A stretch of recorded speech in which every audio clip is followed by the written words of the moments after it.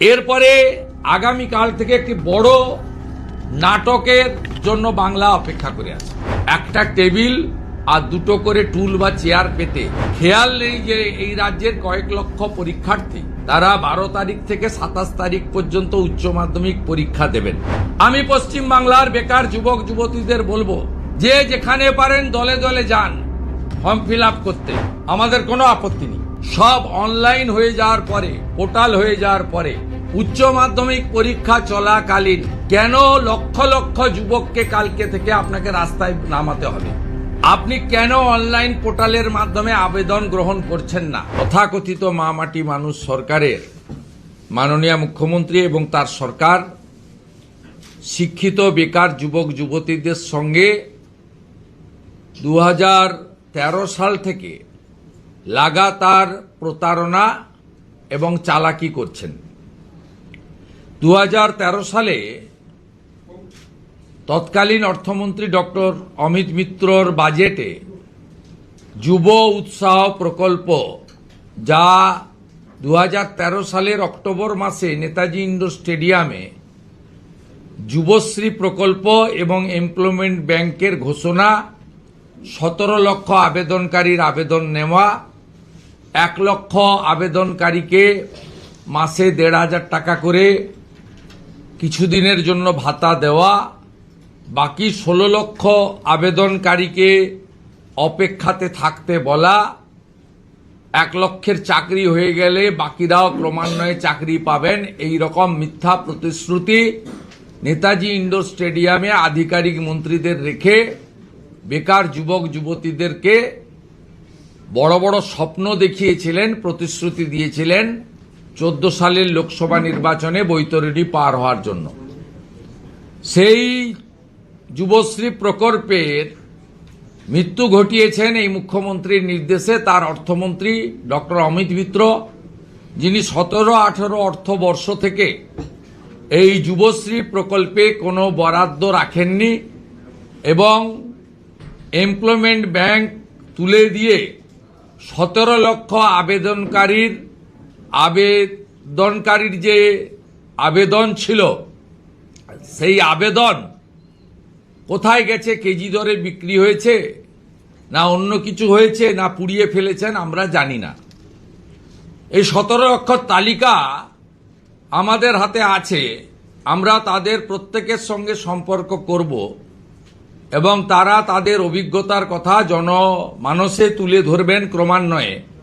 নির্বাচন যত আসবে, এই সরকার যে চাকরি বিরোধী, শিক্ষিত বেকার যুবক যুবতীদের বিরোধী, এই সরকার কেবলমাত্র টাটাকে তাড়াননি, সরকারি চাকরি শিল্পায়নের মাধ্যমে বেসরকারি চাকরির অপমৃত্যু ঘটিয়েছেন, সেটা সবাই জেনে গেছে। এবং জেনে যাওয়ার কারণে যে প্রতিষ্ঠান বিরোধিতা গোটা রাজ্য জুড়ে হচ্ছে, আমরা করোনা কালে মাননীয় প্রধানমন্ত্রীর দেওয়া শ্রমিক স্পেশালের মাধ্যমে দেখেছিলাম যে কত লক্ষ লক্ষ আমাদের বাড়ির যুবক বন্ধুরা, ভাইরা পেটের টানে সংসার চালানোর জন্য ভারতবর্ষের বিভিন্ন রাজ্যে তারা পড়ে আছেন।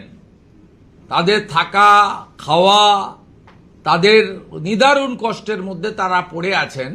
এটাও আমরা সেদিন দেখেছি। লাইন দিয়ে কোয়ারেন্টাইন সেন্টারে আমাদের যে সোশ্যাল ডিস্টেন্সের জন্য 7 দিন করে সব জায়গায় সরকারিভাবে রাখা হয়েছিল, স্কুল কলেজ পাঠাগার ইত্যাদিতে, সেটা আমরা দেখেছি যে কি ভীষণ পরিযায়ী শ্রমিক পশ্চিমবাংলার তৈরি হয়েছে, যেটা আগে বিগত দিনে স্বাধীনতার আগে পরে অবিভক্ত বিহার, ইউপি থেকে, উড়িষ্যা থেকে আমাদের এখানে মানুষজন আসতেন। উল্টো যা হয়েছে, মানুষ সেটা 2020 সালে করোনা কালে সবাই দেখেছেন, 21-এও দেখেছেন। মুখ্যমন্ত্রী সবকিছু বুঝে তিনি এবারের অন্তর্বর্তী বাজেটকে তিনি নির্বাচনী একটি লিফলেটে পরিণত করেছেন অর্থনৈতিক পরিভাষায়। সেখানে তিনি এই অন্তর্বর্তী বাজেট এপ্রিল মে জুন জুলাইয়ের, কিন্তু ফেব্রুয়ারি মাসে তার ভোট এত বালাই মুখ্যমন্ত্রী 500 টাকা বাড়িয়েছেন এবং কিছু জনের অ্যাকাউন্টে সেটা বাড়তি টাকা পাঠিয়েছেন। এটার সঙ্গে ভোট অন অ্যাকাউন্টের কোনো সম্পর্ক নেই। এটা সিম্পলি অ্যাডিশনাল বাজেট ডিক্লেয়ার করে ফেব্রুয়ারি মাসে ডিক্লারেশন দিতে পারতেন, কিন্তু অর্থনীতির এবিসিডি মানেন না। যা কিছুদিন আগে নির্মলা সীতারামনজি সংসদের দুটো কক্ষে দাঁড়িয়ে পশ্চিমবঙ্গে কি চলছে, indiscipline of the financial rules and regulation, ক্যাগের রিপোর্ট ভাইলেশন, এগুলো বলেছেন। এরপরে আগামীকাল থেকে একটি বড় নাটকের জন্য বাংলা অপেক্ষা করে আছে। যেভাবে 17 লক্ষ ফর্মের অপমৃত্যু ঘটিয়েছেন বেকার যুবক যুবতীদের, যুবশ্রী যুব উৎসাহ প্রকল্পের মৃত্যু ঘণ্টা বাজিয়ে দিয়েছেন মাননীয়া, ঠিক আগামীকাল থেকে খেয়াল নেই যে এই রাজ্যের কয়েক লক্ষ পরীক্ষার্থী তারা 12 তারিখ থেকে 27 তারিখ পর্যন্ত উচ্চ মাধ্যমিক পরীক্ষা দেবেন। কিন্তু কালকে তিনি 294টা বিধানসভায় আইপ্যাকের বুদ্ধিতে তাবেদার প্রশাসনের একটা অংশকে ব্যবহার করে একটা টেবিল আর দুটো করে টুল বা চেয়ার পেতে কাল থেকে এই ফর্ম বিতরণের কাজ শুরু হচ্ছে। এই ফর্ম বিতরণের কাজ কাল থেকে শুরু হচ্ছে। মুখ্যমন্ত্রী ভালো করে জানেন যে 2013 সালের যুবশ্রীর যেভাবে অপমৃত্যু ঘটিয়েছি, নির্বাচনে আরেকবার যদি জিতে আসতে পারি এটারও অপমৃত্যু ঘটাবো এবং পশ্চিমবঙ্গটাকে গ্রেটার বাংলাদেশে পরিণত করব। এবারের অন্তর্বর্তী বাজেটে চাকরির পাটটাকে ক্লোজ করে দেওয়া হয়েছে, কারণ মুখ্যমন্ত্রী কোনো ঝুঁকি নিতে চাননি।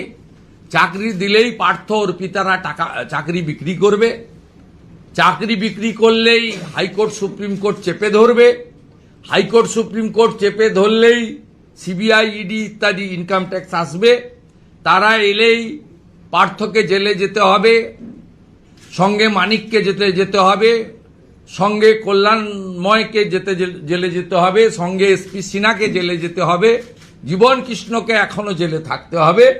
তাই তিনি এবারের অন্তর্বর্তী বাজেটে সম্পূর্ণভাবে চাকরির প্লাটটা ক্লোজ করে দিয়েছেন। যদিও আমরা জানি পশ্চিমবঙ্গে 6 লক্ষ রাজ্য সরকারের পোস্ট তিনি অবলুপ্তি ঘটিয়েছেন, আর প্রায় 10 লক্ষ পোস্ট, তার মধ্যে 3,58,000 প্রিন্সিপাল, অধ্যাপক, শিক্ষক, শিক্ষিকা, শিক্ষাকর্মী ইত্যাদি 3,58,000 ভ্যাকেন্সি আছে। 1 লক্ষের বেশি, 1.5 লক্ষের কাছাকাছি পুলিশ কনস্টেবলের ভ্যাকেন্সি আছে। সব মিলিয়ে যোগ করলে 10 লক্ষ রাজ্য সরকারের ভ্যাকেন্সি পেন্ডিং আছে। তিনি ও পথে হাঁটেননি। তিনি চাকরির পাটটা কমপ্লিটলি ক্লোজ চ্যাপ্টার করে দিয়েছেন বেঙ্গলে।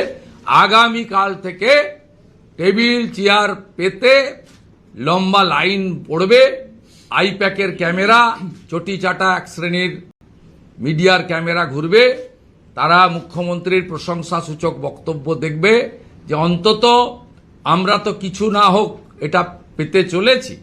ইতিমধ্যে জলপাইগুড়ির এক নেতা ঘোষণা করেছেন যে দিদি আর যাই হোক আপনাদের জন্য গুটকার খরচটা অন্তত ব্যবস্থা করে দেওয়ার পরিকল্পনা করেছেন।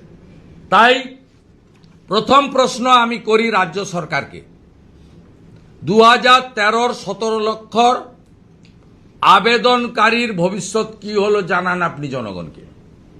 তার তালিকা প্রকাশ করুন, তাদের মধ্যে কতজন চাকরি পেয়েছে শ্বেতপত্র চাই। এক। দ্বিতীয় হচ্ছে আজকের দিনে সব অনলাইন হয়ে যাওয়ার পরে, পোর্টাল হয়ে যাওয়ার পরে, উচ্চ মাধ্যমিক পরীক্ষা চলাকালীন কেন লক্ষ লক্ষ যুবককে কালকে থেকে আপনাকে রাস্তায় নামাতে হবে? আপনি কেন অনলাইন পোর্টালের মাধ্যমে আবেদন গ্রহণ করছেন না? এটা আপনার পুরনো চাল। 21 সালে নির্বাচনের আগে যে দুয়ারে সরকারের স্টাইল ছিল, সেই দুয়ারে সরকারকে পরে কয়েক মাস আগে আমার পাড়া আমার সমাধানে যে নাটক ড্রামাবাজি করেছেন আইপ্যাকের বুদ্ধিতে, চিটিংবাজ প্রতীক জৈন এবং তার কোম্পানি, যারা টেন্টেড হিসেবে অভিযুক্ত ইতিমধ্যে, তাদের ব্যবস্থাপনায় যে ড্রামাবাজি করেছেন, ঠিক আগামী কাল থেকে এই ড্রামাটা আপনি করতে চলেছেন বেকার যুবক যুবতীদের সঙ্গে। আমি পশ্চিম বাংলার বেকার যুবক যুবতীদের বলবো, যে যেখানে পারেন দলে দলে যান ফর্ম ফিল আপ করতে, নিশ্চিতভাবে যান এবং সেখানে পশ্চিমবঙ্গ প্রদেশ যুব মোর্চার যে পোস্টকার্ড আমি একটু পরেই সোশ্যাল মিডিয়ায় দিয়ে দিচ্ছি, এটাও ফিল আপ করে দিয়ে আসবেন, এটাও দিয়ে আসবেন। চাকরি চায় বাংলা, চাকরি চায় বাংলা, এটাও দিয়ে আসবেন। আমি আরো বড় করে রিপ্লিকার মাধ্যমে এই দুটো দেখাচ্ছি, একটু পরে সোশ্যাল মিডিয়াতেও পোস্ট করে নেব। আপনারা দলে দলে এই ভাঁওতাবাজ মুখ্যমন্ত্রীর এই ফর্মটাও ফিল আপ করুন, আমাদের কোনো আপত্তি নেই, কারণ এরা দিতে পারবে না, চাকরি বিজেপি দেবে। আমরা জানি এপ্রিল মাসে আপনারা আমাদের আনবেন, আমরা জানি হরিয়ানাতে অমিত শাহজি কথা দিয়েছিলেন প্রকাশ্য সভায় 6 মাসের মধ্যে রাজ্য সরকারের ভ্যাকেন্সি পূরণ করব, পূরণ করেছেন। আমরা জানি আপনারা বিশ্বাস রাখেন বিজেপিকে। আর এই মুখ্যমন্ত্রীর যে গাইডলাইন, এই গাইডলাইনে 2013তে ছিল 8 পাস, এখন করেছে 10 পাস, এবং অনন্তকাল কেউ পাবেন না। পাবেন কবে? এপ্রিলে, তখন নির্বাচন বিধি থাকবে, সেটা আমি জানি না কখন কি হবে, ইলেকশন কমিশনের ম্যাটার। কিন্তু এটাতে 5 বছর উনি দেবেন। উনার প্রস্তাবিত আগে ছিল 13তে 8 পাস, এবার করেছে 10 পাস, এবং উনি বলেছেন 5 বছর দেবেন। কমপ্লিটলি এই রাজ্যটাকে রসাতলে ফেলার জন্য একটি পরিকল্পনা আমরা